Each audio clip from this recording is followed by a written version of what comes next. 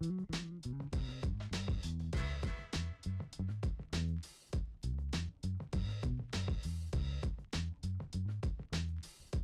guys, Anthony here, and today we're going to be taking a look at the iPhone XR Smart Battery Case. So this was released earlier this week alongside the iPhone XS and the iPhone XS Max versions.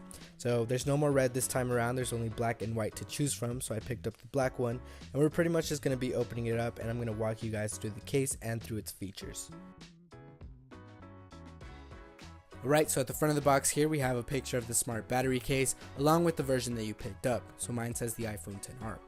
On the back, we do have a pull tab up at the top, so I'm going to go ahead and take that off real quick. Awesome.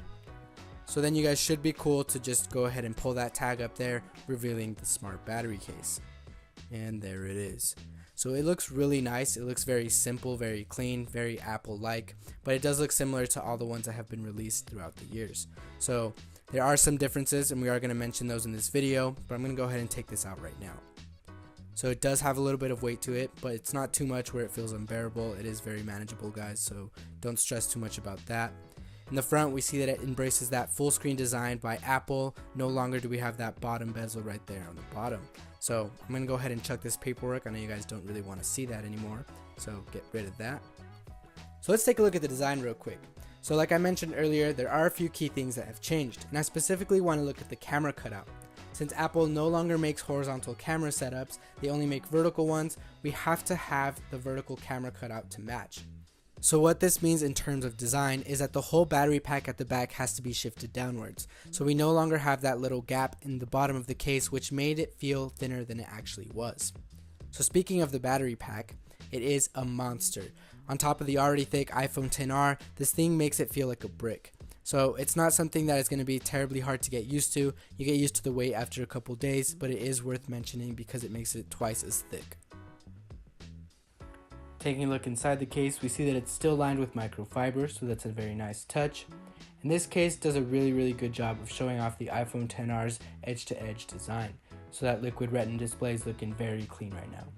In terms of functionality though, we do lose that front bezel that was redirecting the bottom firing speaker sounds to the front, and instead we do have that regular down firing speaker slot.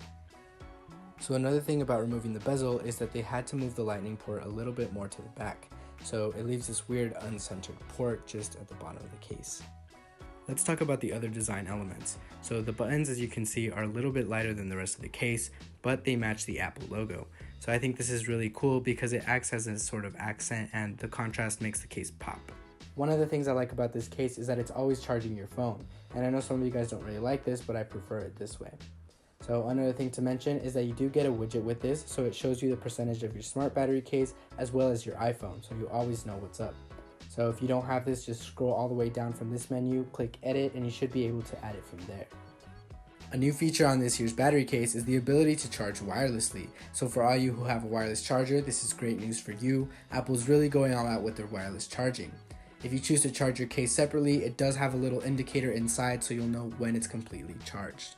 One last thing to mention is that you can use your earpods with the lightning connector found at the bottom of the case. So if you want, you don't ever have to take this case off. You can just go ahead and plug in your earphones to the bottom and you should be good to go.